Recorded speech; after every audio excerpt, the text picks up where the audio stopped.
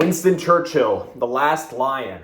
This is a great book, guys. I've been reading it, and as I've been reading it, I've been thinking about how Winston Churchill's life is so similar to the other great people that I've studied, right? A man who, just rose to the top of the top, right? Who became the best at what he did through sheer persistence and force of will.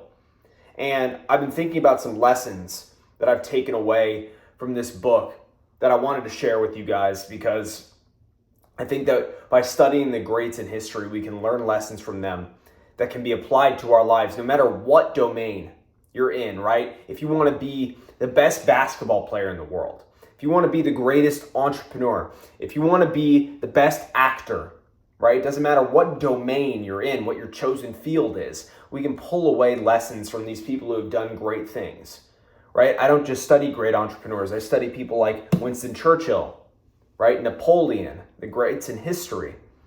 I also love to learn from people like Kobe Bryant and, other great people in their domains about how they got there, right? And of course, work ethic and persistence is probably the number one thing that I pulled away from this, but there's a lot of other things as well. So let's just get into it. Here are a few lessons I learned from Winston Churchill.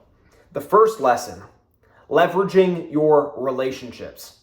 Guys, this is the number one thing, right? If you already have, so let's say you want to be an entrepreneur. If you already have connections in your chosen industry, right? In the industry that you want to go into, then you're already ahead of the game, right? Because people can help you get your foot in the door in ways that wouldn't be able to happen if you didn't have those relationships. Now, that doesn't mean if you don't already have previous relationships, you can go into a chosen field. It's just going to be harder, right? Having those relationships ahead of time is a major advantage. And that's exactly what Churchill did, right? He wanted to go into politics, right? And guess what? His father, Lord Randolph Churchill, was a politician. So Winston was able to leverage his father's reputation and name to make a name for himself. So now whenever Churchill's trying to get his foot in the door in the political arena, people know the name Churchill already, because they already respected his father and the work that he did as a politician, right? So Winston was smart. He knew that he had this leverage, and he also just had the passion and the drive more than anyone else, right? The ambition to, leave his mark on the world, to do great things. I just read a quote in the book, and I'm not going to say it exactly correctly, but Winston kind of says in the book, he's like, I know that I'm going to go down in history. He's like, I know that I'm going to go down in history. But if I died today, it'd be all right. I had a great life, right? But he said, I know that I'm going to do great things if I have the chance to live a full life. And he did. And he just knew that, as a matter of fact, right? So that's the first thing, leveraging relationships. The second thing that I want to emphasize is never taking no for an answer, right? See, Winston was someone who was a rebel. He was a rebel in school. He didn't do very well. And he wasn't really traditionally gifted in many ways, right? He didn't have a great physique. He wasn't like, someone who's seen as super strong physically. And obviously, he had those problems in school. So he wasn't seen as, an intellectual, someone who's intelligent.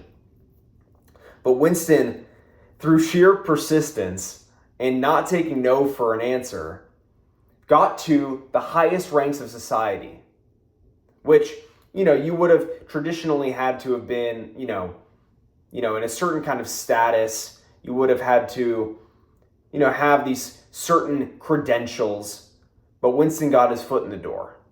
And obviously leveraging his relationships is part of that, but never taking no for an answer, was huge, right? Like even when, Winston wanted to write about the battles that he was in, and he did, and he produced a book and it was super successful. But for a while, he wasn't able to do that, and he wasn't able to get the money that he wanted from it. But through sheer persistence, he was able to get that book published, get tons of copies sold, and I think he made like 400 pounds in a month, which nowadays is, nothing. But back then, that was more than he was making on his yearly salary, right? So when you don't take no for an answer, you eventually are able to get your foot in the door, talk to the right people. And that's how you get a massive success like he did with his book. And the final thing that I wanted to mention about all this is, Winston was a showman, right? Winston was someone who was a great orator. And that was his great skill, his ability to deliver incredible speeches that went down in history, that are still talked about today, right? That skill of public speaking, guys, is so important. And that's why, all this practice that I'm doing in front of the camera right here, that's practice, right? I've spoken in front of groups and whatever, but this is also practice every single day. Learning how to speak, how to convey my thoughts is really important. And I think that I've gotten better and better over time. And that's something that's so important.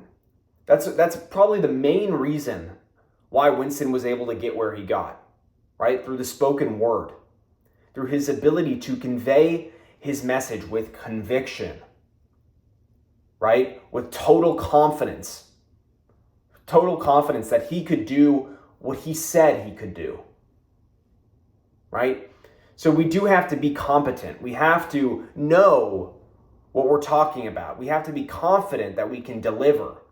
And once we have that confidence, we're able to speak, and people can see it. People can sense it, that you know what you're talking about, right? And don't get me wrong, there are great people who are able to, just great speakers who are able to talk total rubbish and act like they know what they're talking about. And a lot of people can't see through it. And that's a skill, right? That's a skill. But it's even better and more, powerful when you really do care about what you're talking about. So yeah, guys, picking up that skill of public speaking, super important.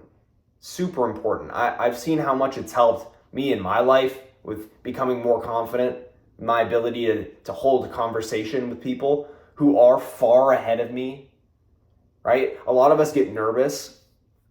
We get nervous when we're talking to people who, are great in the field that we want to be great in. And we get nervous. We feel like we're less than. But if you convey, that you are hungry, that you are ambitious, that you are confident to that person, then you're more likely to get an opportunity, right? And I've seen that happen in my life before. Literally met someone who, I wanted to work for, right? And I conveyed, my confidence, and I didn't even have to pitch that I wanted to work for them. I got the gig, right? That happened to me. And now my conviction is in selling people and getting clients for my business. And you have to have that.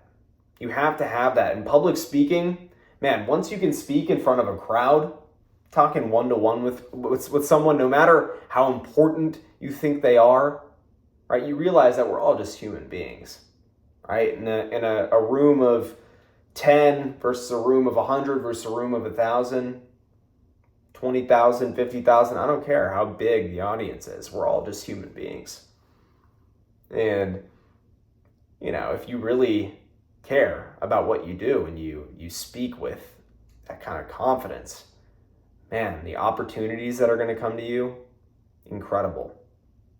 That's ultimately what Churchill's gone down for, right?